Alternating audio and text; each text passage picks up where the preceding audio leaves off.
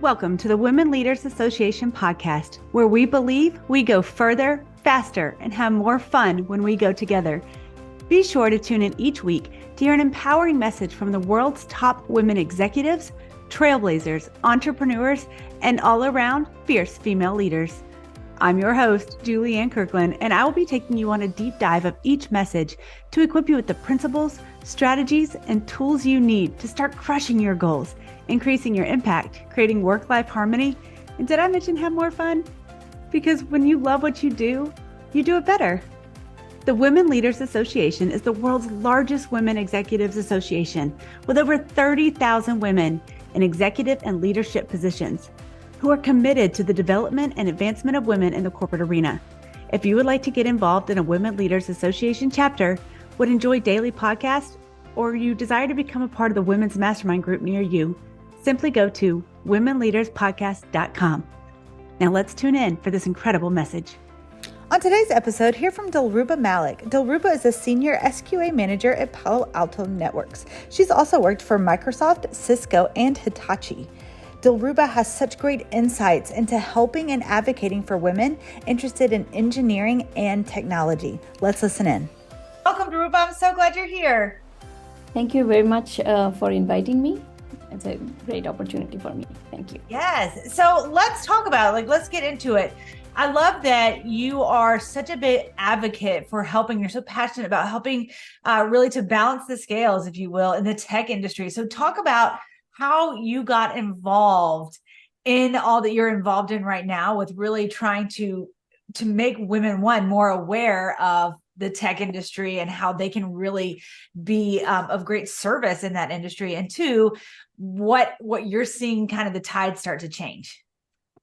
Yes. So yeah, I can start with when I basically joined in electrical engineering in Georgia Tech. So most of the classes I was only either single female or maybe couple of them. So always see that all the male counterparts are doing the great project and great things. And when I want to join them, they kind of hesitate because they don't know as a female how much I'm going to contribute, what is my inspiration or aptitude and stuff like that, right? So I see that and I was thinking, okay, maybe when I join the workforce, it might be different. So I joined as quality assurance engineer in tech industry. And then I see the similar behavior, right? That, maybe in the entire team, I'm the only one female or, maybe two, stuff like that, right? So that was, I'm talking about in East Coast. When I graduated from Georgia Tech, I joined East Coast workforce, and that's what I saw. So after I got married, I moved to Bay Area. And I thought, oh, this is a tech Makkah, right? So yeah, the representation here might be more, which was true at certain point, right? When I was an individual contributor, I see more female quality assurance engineer or development engineer, right? The more I'm working and going, a step ahead, like, go to senior level engineer, tech leader and stuff like that, then I see the similar representation again, that female are less and less in the little bit higher level. And leadership, it's very opaque that, they are very, very less representation. So in any particular leadership meeting, I can give, even now in technology meeting or, functional specification meeting, I will see maybe I'm the only female voice in maybe out of 40 other leader, right? Yeah. So that always strike me, and that always make me think, what I can do to contribute to this and how I can make more and more female engineer come to join tech, right? So that's the reason I take a more educated decision that, whenever I'm hiring for my team, I will make sure that, I put some extra effort. Even if I have to wait a little bit, I will see qualified female candidate as well, compared to the male also, because, as you know, male candidate resume flood right away. Right. But then if you want to screen through the female equally qualified candidate, you have to take some time or give some effort. Yeah. So I knowingly put that effort in order to have that. And I'm very happy to say that in my team, I have 12-member team, and its representation is 50-50. So yeah, it's in Santa Clara as well as in India. And then even when I do volunteer work like Women Tech Network or Women in Cybersecurity, I try to work with more female and more student, or when I'm speaking in the technology forum, right? I ask female specifically that, hey, do you have any question? Right. Because I see whenever the question come, the male students will be the first one to raise their hand and they will ask. So I try to provide opportunity anywhere or everywhere possible. Yeah. I know that everybody have question, but female, we try to hold back our thought and try to see that, oh, maybe I'm asking stupid questions, so maybe not in this forum, maybe one-on-one and stuff like that. But Yeah. I try to give them opportunity to, or put them in spot so that they can, they are uncomfortable, but they're asking question, and then get rid of that fear that, oh, it's okay to ask question. Yeah. In your experience, have you seen that, it's one, like your actual experience that you just laid out, like you were in it, you went to tech to become an engineer, which my son wants to go to Georgia Tech. He wants to swim for tech, but whatever. Anyway, but you went there with that purpose in mind. So like, let's back it up to high school area. Do you think there's not enough opportunity, attention, awareness being presented to females is like, hey, this is a great option for you? I feel like in school, I mean, I have one high schooler and then middle school and then elementary school kids, but I feel like it's just kind of blanket education, right? Like, oh, you have to take this class, you have to take this class. And it's like, but if somebody's really passionate about something, right, then can't we figure out how to help them navigate those waters better? I feel like once we're in the workplace, we're kind of like backpedaling to try and make it fair and right, and all those things. And it's like, really, it starts way before then. So have you seen, women just kind of unaware of what's possible for them? And then what's it like once they're in that workforce? I know you said for your team, you're very intentional to hire equally qualified women. But are they seeking those opportunities? Or are they like, you know what, this isn't going to work, I'm going to go somewhere else? So you're right. So I have one middle schooler, one elementary, both of them are girl, right? So both of my girls, I see, like they're very good in math, they're very good in science, but when they speak, right? If I ask, do you like math? Then my daughter will come, I think it's okay. I'm not that great at math. She's getting maybe 95 out of 100, okay? But her communication will start with, maybe I'm not that good. Maybe I need to do better, So in her mind, she's thinking that if I get 100 out of 100, then I'm good. If I get little less, I'm not good. Mm-hmm. On the other hand, when I talk to her, male counterpart, like boys in her class, they get maybe 70 and they're so happy. I'm so good at like, I'm so good at math. I love math. Math is fun and all that. So I see the difference from the very childhood. Yeah. I intentionally tell my girls that, do not think that you are any less anywhere, right? Right. If you get 95, I think you are very good at math, and you should always express that you are good. But I see there are some, I don't know how male and female brain work.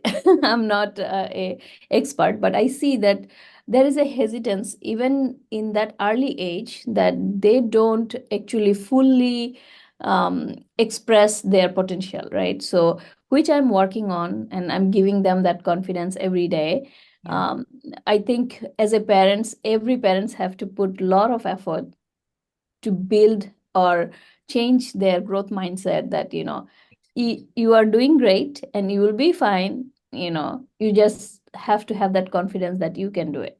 Right? So, and as you mentioned, right, as a student, that's what they are going through. And then I told my daughter that join Women Who Code. So it's a organization that go through middle school, high school, kids who teach girls to code, right? So she joined that and she really enjoyed doing that.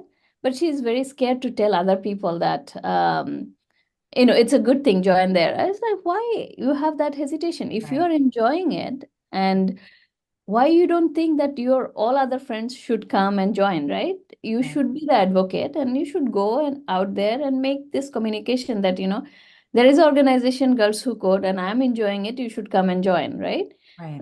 I think she's like, oh, my friend might not like coding. I was like, why you have the, bias? Why Right. you think they Right. like? No, you propose them, ask them to join. If they don't like it, they can drop out. It's not a, so I think these are the stuff we have to keep working on with our daughters, our girls, and oh, sorry, That's good. my light just went. Okay, good. So yeah, I think these are the things. And also in workplace, if I reflect the same thing, right? When I talk to the male professional, if I ask them, what is your career expectation? How you want to grow? Their answer will be, oh, I want to grow up to this senior level, and I think I'm more than ready. This. You tell me what else I can do and stuff. And if I ask a female colleague that, so what, how are you doing? What do you want to be in, next year or so? Because it's a performance evaluation every 6 months, right? So I'm in a constant communication with them that what you are doing, how you are trying to go to the next level and stuff like that. They will be like, oh, I think I'm doing okay. I think I need to improve here. I have to do this. I have to do that. I'm not ready for the next level. You understand the difference, right? Yeah. So I think women are always striving for perfectness. Right. Like they want to do, they want to get 100 out of 100. Not Right. 99 is not enough. Right. Right. Whereas a male colleague thinks they are already ready, Right. even though they are in maybe 70 or 80% there. So I Yeah. see a lot of gap in the mindset. Mhm. And so I always encourage my female colleagues that, hey, you are doing so well here and here. Why you think you are not ready? You have to ask for it. Like, Right. I'm telling you to ask, and you are telling me that you are not ready. You have to Yeah. make sure that you have that confidence that you are ready. It's not only me who will push you to the next level, right? So you have to ask for yourself that, I'm ready, and Dilruba, how I can be in the next level. So I try to give them that confidence to ask, and, think about near future or longer, yeah. Yeah. And this reminds me of a conversation I've had, one with a client of mine, but two with other women in the corporate world, is where they maybe are mid-level, there's somebody above them, and maybe that person takes maternity leave or a leave of absence or whatever, and they are kind of asked to fill that role and responsibilities like without any discussion of pay. Like it's just asked of them, right? Because they're a team player and they're so nurturing and they show so much support and all this. And it's like, whoa. Like you have to recognize, right, that you're being asked to do more, ergo you should be compensated for that. And it's like And going in with that posture of, hey, I'm able to produce a result that is worthy of being paid more. yeah, I think we are very hesitant I think as a community, we are very, very hesitant to um, ask what we deserve, right? Yeah. Even I think about when, I offer a male versus a female, right? A position. First thing the male candidate will say, so market rate is this, and you are offering me this. How about, can you consider this? First thing is they want to negotiate, right? Right. And female candidate, on the other hand, if I offer, and they'll be like, oh, yes, they want to accept it. But my thing is, why we have that mindset? Maybe we think our husband is there to earn, and, whatever we are getting, that's fair. I don't know what is the, thought process behind it, but I see that very commonly, that female don't want to negotiate. Even if it is less than market rate, or, I'm not saying I'm trying to give less. The same amount, same offer, if I gave male or female, I see the difference. So that's what I always, once they join, I always try to advocate them, Yeah. think about, how to, you don't have to ask that, hey, I need more money, but there are a lot of other ways you can ask, right? So learn how to negotiate, right? Right. Not just the compensation part, even project, right? If Right. you want to work in a very technically difficult project, you have to negotiate with your manager. Whatever your capacity is, whatever your skill is, if you have to learn something else, you have to negotiate that, I can do this project. Maybe I don't have this skill, but I can learn, right? So Right. if you don't negotiate, people will not give you. Right. That's my main thing, right? Even when my kids were little, right? If they didn't cry, I didn't give them milk. So Right.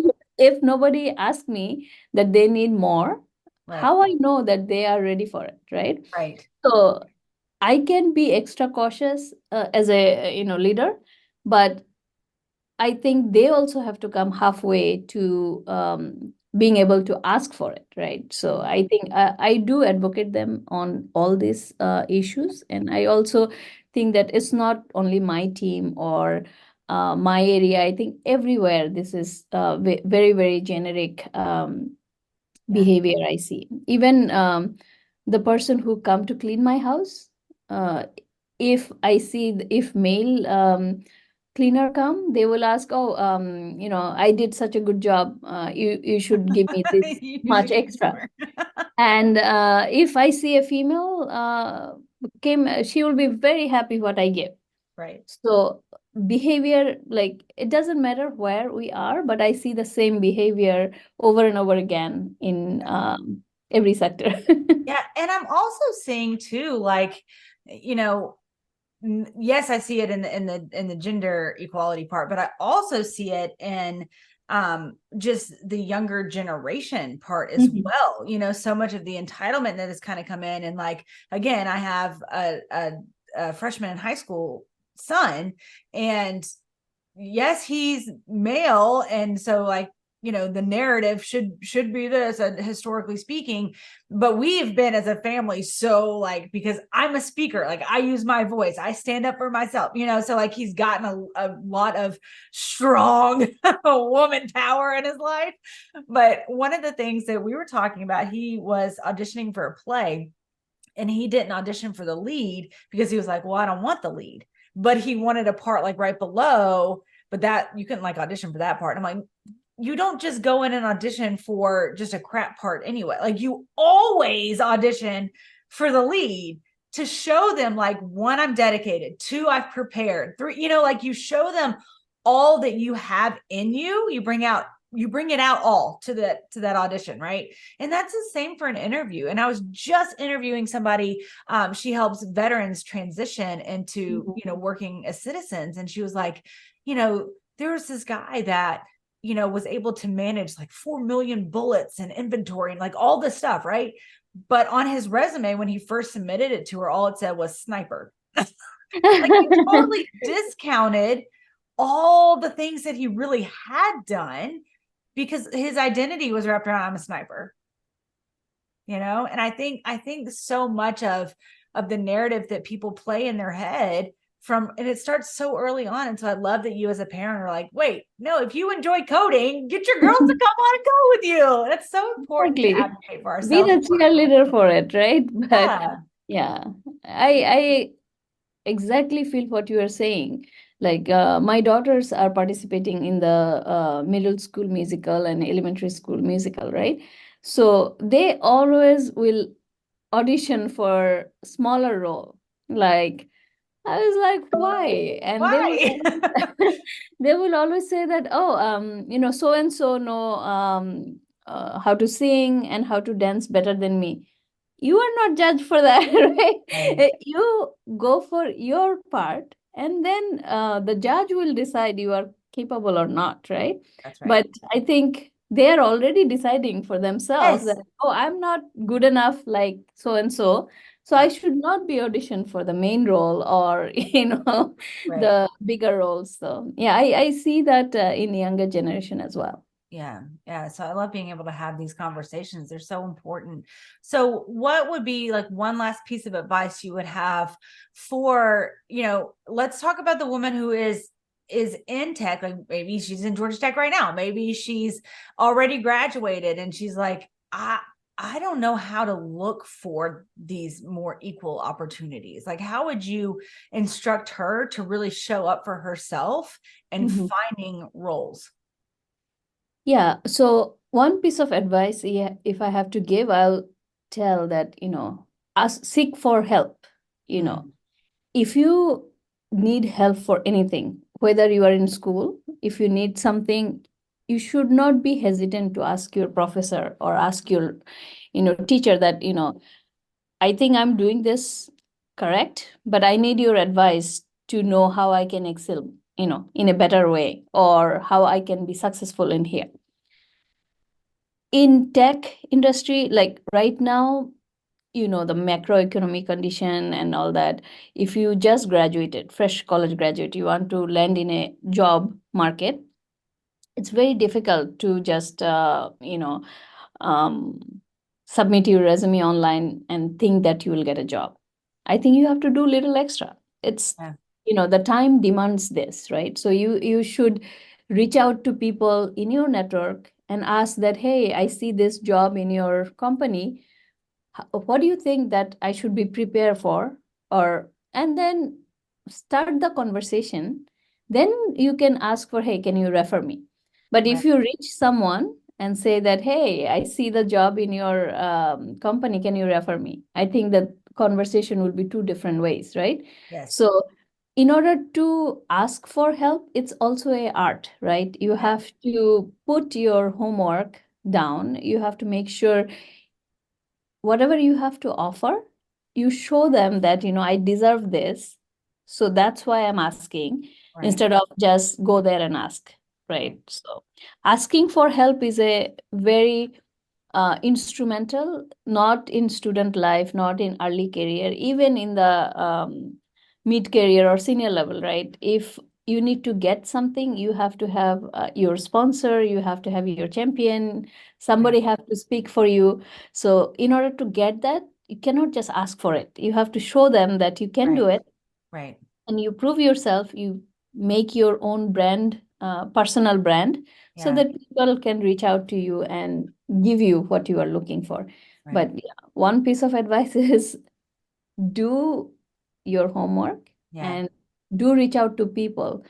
You will be surprised how people are helpful and who will be helping you. You never know. So, opportunity is unlimited, but you have to Yes. use it. It's so true. And I just spoke about this on another podcast as well about that. We're so hesitant to ask for help because we think we're going to hear no. Yeah. And the truth is, more often than not, people are willing to help you. But you have to, again, like you were saying, you have to come into it with like this art form of, you know what, I really do want to build a connection. I really do want to have a relationship. It's not, I don't just need something from you. There is value exchange in both ways. People do like to share their expertise and help people out. Like that fulfills a lot of people, so really you could be offering them to be blessed as well, just by asking for help. So I absolutely agree. I think it's so important that we all stand up for ourselves and advocate for ourselves and for our young daughters coming up as well. Yeah. Awesome. Thank you, Dilruba. This has been such a great conversation. How can people connect with you? LinkedIn. So I'm very prominent in LinkedIn, whether you reach me in personally in LinkedIn or any other channel like Women in Tech or Women in Cybersecurity or so you just search my name, Dilruba Malik, and you can find me in LinkedIn, and we can start the conversation from there. I love it. We will be sure to include her LinkedIn link in the show notes, so it's easy access for you ladies. Thank you so much for this conversation. And listen, ladies, if you are looking to get involved in a Women Leaders Association chapter near you, be sure to go to womenleaderspodcast.com. Thanks for now. Bye-bye.